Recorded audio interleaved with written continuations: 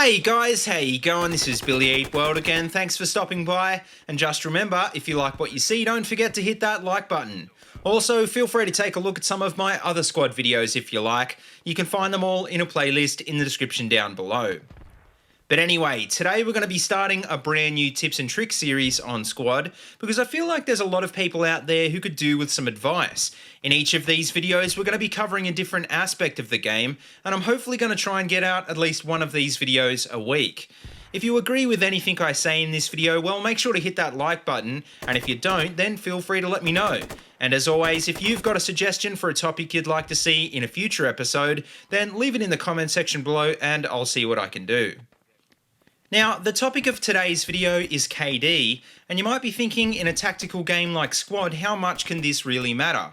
Well, actually, it turns out it matters more than you might think, because sure, it's an objective-based game, but the flags don't matter as much as they do in a game like BF4. For example, in some games, one team might be steamrolling the objectives and still end up losing because of tickets. And that's because in Squad, being aggressive generally burns tickets faster, and the only way to truly understand how to win games is to understand how the ticket system works. In a nutshell, tickets can be drained either by capping the majority of points or by killing players, which means you really don't want a negative KD. Fortunately, if you get revived by a medic, it doesn't drain a ticket, which makes the medics probably the most important part of the squad. So squad leaders, to begin with, you want to make sure your squad always has 2 medics, and you want to make sure they stay behind the squad and away from each other. And also make sure your squad stays on you so the medics can get to them, and make sure they know not to give up unless they really have to. Now, on a more strategic level, let's say for example you're on a map with 6 objectives. In most cases it's going to end up in a standoff once both teams have capped 3.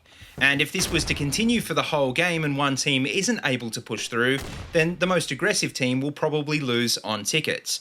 The reason for this is because it's much easier for medics to revive you when you're in a fortified position than it is when you're trying to assault an objective. And like I said, Squad can be so balanced that games can end with less than 10 tickets difference, meaning that every revive counts. Even assuming the aggressive team does push through, well, that doesn't necessarily seal the deal because they're probably going to be down on tickets anyway.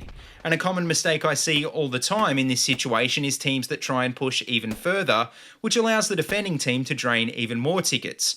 Also, usually by the time you get to that 5th objective, your team is spread very thin, and if the enemy can retake the previous point, you won't be able to finish capping the next one. So generally speaking, if you already have the majority of points, then you're better off just digging in and defending because overextending can lose you the game. Now, before we go any further, I should make a point about fobs, which are semi-permanent spawn points that obviously are very important to help your team move up. And proper management of these fobs is probably the biggest factor when it comes to winning or losing games, so you really need to think very hard about where to put them. Your team can only have a maximum of 2 fobs up at any one time, and also if the enemy destroys a fob, you lose 10 tickets. So that means to be effective, you either need to defend the fob or keep it hidden, and most importantly, you only want to place them at key locations. A hidden fob is probably the least complicated, but the problem is to keep it safe, you're really going to have to put it out of the way from the action. Ideally, it should be placed where the enemy is never going to find it because the whole idea is to leave it undefended so your team can go do other things. On the other hand, a combat fob is probably the most effective when it comes to defending, but you want to make sure it's close to the objective and you'll need to keep it defended. Fortunately, fobs allow you to build defences though, so if you put it in a compound and then fortify the crap out of it, it'll be very hard for the enemy to break in and destroy it. Now, once you've got your fobs up, it's important to use them effectively, and they can be a big reason teams burn tickets unnecessarily. And that's because squad leaders aren't firm on when the squad should be using the fob to spawn and what they should do when they get there. For example, just say you hit an objective with your squad and it's obvious that you're not going to be able to push through. If you have a fob nearby, your teammates will probably keep respawning and streaming in one by one, which makes them very easy to pick off. A better way to manage a squad wipe is to encourage all of your squad mates to either wait at the fob or rendezvous at a set location. That means you can hit the objective again in force and your medics can actually do their jobs properly. Also, squad leaders, make sure if you're using a hidden fob that you're constantly dropping rally points and telling people to use them instead. Because if the enemy notices you seem to be streaming from a certain direction, they'll probably assume there's a fob in that location and they'll go looking for it. But anyway, that just about wraps it up for this video, so make sure you follow these tips and you should be helping your team win games. Squad seems complicated, but it really isn't, and as long as you bear all of these tips in mind, you should end up with a better KD and less wasted tickets. Most importantly, make sure to tell your teammates when they make these mistakes, or better yet, take the squad leader role if you know what you're doing.